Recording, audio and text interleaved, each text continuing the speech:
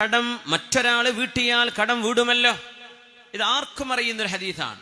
ഹബീബായ നബി തങ്ങളുടെ കാലത്ത് ഒരു മനുഷ്യൻ മരിക്കുകയും ആ മനുഷ്യനെ ജനാസ നിസ്കരിക്കാൻ വേണ്ടി തയ്യാറെടുപ്പുകൾ ചെയ്ത് കുളിപ്പിച്ച് കഫൻ ചെയ്ത് ഹാനൂത്ത് പുരട്ടി കൊണ്ടുവന്ന് കിടത്തിയപ്പോ അല്ലാഹുവിന്റെ ഹബീബ് സ്വല്ലല്ലാഹു അലൈഹി വസല്ലം നിസ്കരിക്കാൻ വേണ്ടി വന്നു.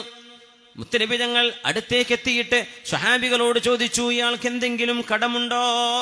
അവർ പറഞ്ഞു, ഉണ്ട് നബിയെ, 2 ദീനാർ 2 സ്വർണ്ണ നാണയം ആരോടോ ഒരാളോട് കടം വാങ്ങിയിട്ടുണ്ട്, ആ കടം തിരിച്ചു കൊടുത്തിട്ടില്ല. അല്ലാഹുവിന്റെ ഹബീബ് പറഞ്ഞു സ്വല്ലല്ലാഹു അലൈഹി വസല്ലം, എന്തെങ്കിലും കടം വീടാനുള്ള സമ്പത്ത് ബാക്കി വെച്ചിട്ടുണ്ടോ? ഇല്ല നബിയെ, 5 പൈസ ഇല്ലാത്ത ആളാണ്. അല്ലാഹുവിന്റെ ഹബീബായ തങ്ങൾ നിസ്കരിക്കാതെ മാറി നിന്നു. സല്ലു അലാ സാഹിബിക്കും, നിങ്ങൾ നിസ്കരിച്ചോളൂ, ഞാൻ നിസ്കരിക്കില്ല എന്ന് പറഞ്ഞു. അപ്പോഴാണ് അബൂ ഖതാദ റളിയല്ലാഹു അൻഹു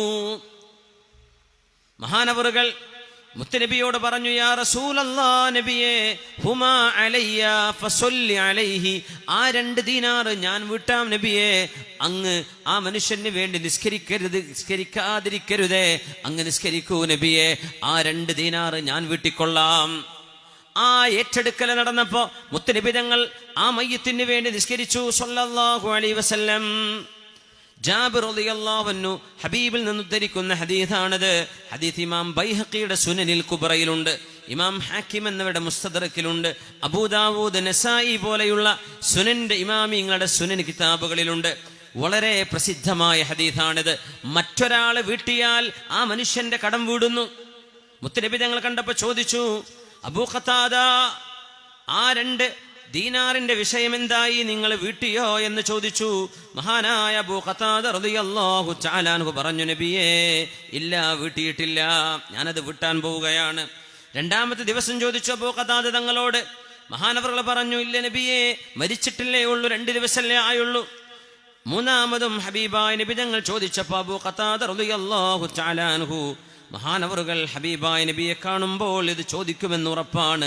മുത്തനബി തങ്ങൾ വീണ്ടും കണ്ടപ്പോൾ ചോദിച്ചു, അബൂ ഖതാദ, ആ കടം വീടിയോ? ഖുൽതു നഅം, ഞാൻ പറഞ്ഞു നബിയെ, ഞാൻ കടം വീട്ടിയിട്ടുണ്ട്. അൽ ആന ബറദത് ജിൽദുഹു, ഇപ്പോഴാണ് ആ മയ്യത്തിന്റെ തൊലിക്ക് തണുപ്പ് കിട്ടിയത്. അബൂ ഖതാദ, നിങ്ങൾ കടം വീടുന്നവരെ അദ്ദേഹം ഹിസാബിന്റെ ചൂടിലായിരുന്നു, ഇപ്പോഴാണൊന്ന് തണുത്തത്. കടം വീടിയപ്പോ കടം ബാക്കി വെച്ച് മരിക്കുന്ന മയ്യത്തുകള് മക്കൾ ഓർക്കണം, വാപ്പാക്ക് കടമുണ്ട് എന്ന് പറഞ്ഞ ആരെങ്കിലും എന്ന് പറയുമ്പോ വാപ്പയുടെ കടം വാപ്പയാവട്ടെ, ഞങ്ങൾ മക്കളെന്തറിഞ്ഞു, വാപ്പ ഞങ്ങളോട് പറഞ്ഞില്ലല്ലോ, ഇതൊന്നും പറയാൻ പാടില്ല. നിങ്ങളുടെ വാപ്പയാണെങ്കിൽ ആ വാപ്പയുടെ കടം വീട്ടൽ മക്കൾക്ക് നിർബന്ധമാണ്. വാപ്പയുടെ കടം വീടി എന്തെങ്കിലും മിച്ചമുണ്ടെങ്കിൽ മാത്രമേ അനന്തരം എടുക്കാൻ തന്നെ പാടുള്ളൂ. സമ്പത്ത് മുഴുവൻ വീട്ടിയാലും അനന്തരം വീടിൽ ആ വാപ്പയുടെ കടം വീടില്ലെങ്കിൽ 5 പൈസ പോലും അനന്തരം എടുക്കാതെ വാപ്പയുടെ കടം വീട്ടാൻ ബാധ്യസ്ഥരാണ് അനന്തരം എടുക്കാൻ അവകാശമുള്ള മുഴുവൻ ആളുകളും. അവർ സമ്പത്തെടുക്കരുത്, കടമാണ് വീട്ടേണ്ടത്. ചിലര് പറയും, ഞങ്ങൾക്കറിയില്ല. മയ്യത്ത് നിസ്കരിക്കുമ്പോൾ വിളിച്ചു പറയും, മയ്യത്തിന് വേണ്ടി ആർക്കെങ്കിലും കടണ്ടോ? മൂത്ത ജ്യേഷ്ഠനെ പോയി കാണണം, മൂത്ത മോനെ പോയി കാണണം, ഇന്ന അനുജനെ പോയി കാണണം, എളാപ്പയെ കാണണം. നിസ്കാരം കഴിഞ്ഞെന്നാൽ അതൊന്നും നമുക്കറിയില്ല. അങ്ങനെയാണോ പറയേണ്ടത്? ഒരു മയ്യത്തിന്റെ ഉത്തരവാദപ്പെട്ട ആളുകള് ആ മയ്യത്തിന്റെ കടം വീട്ടിയില്ലെങ്കിൽ ആ മയ്യത്ത് അദാബിലാണ്. മുത്തുനബി തങ്ങൾ അബൂ ഖതാദ തങ്ങളോട് 2ാമത്തെ ദിവസം ചോദിച്ചു വീണ്ടും, അബൂ ഖതാദ, കടം വീട്ടിയോ? വീട്ടി നബിയെ. അൽ ആന ബറദത് ജിൽദുഹു, ഇപ്പോഴാണ് അദ്ദേഹത്തിന്റെ തൊലിക്കൊരു തണുപ്പ് കിട്ടിയത് കടം വീടിയപ്പോ. കാന ഫീ ഹറാറത്തിൽ ഹിസാബ്, അർത്ഥം അതാണ്, ഹിസാബിന്റെ വിചാരണയുടെ ചൂടിലായിരുന്നു. ഈ ഹദീസ് നൽകുന്ന ആശയം എന്താണ്? ഇതിന്റെ ആശയം? നമ്മൾ ചെയ്തത് മാത്രമേ കിട്ടൂ എങ്കിൽ ആ മനുഷ്യന് പകരം അബൂ ഖതാദ റളിയല്ലാഹു അൻഹു അയാളുടെ കുടുംബക്കാരനല്ല, പെങ്ങളെ കെട്ടിയ അളിയനല്ല, എളാപ്പയുടെ മൂത്താപ്പയുടെ ഒരു ബന്ധവും കുടുംബ ബന്ധമായിട്ടില്ല, വിവാഹ ബന്ധവുമായിട്ടില്ല. മരിച്ച മയ്യത്ത് ആ മയ്യത്തുമായി ഒരു കുടുംബ ബന്ധവും ഇല്ലാത്ത ഈമാനിന്റെ ബന്ധമുണ്ടായതിന്റെ പേരിൽ ഈമാനികമായ ബന്ധം ഒരു മുഅ്മിനായ മനുഷ്യന് കിട്ടേണ്ട ഏറ്റവും വലിയ ബന്ധമാണല്ലോ. അതിൻ്റെ പേരിൽ ചെയ്ത കടം വീട്ടിയത് ആ മനുഷ്യന് ഉപകാരപ്പെട്ടു എങ്കിൽ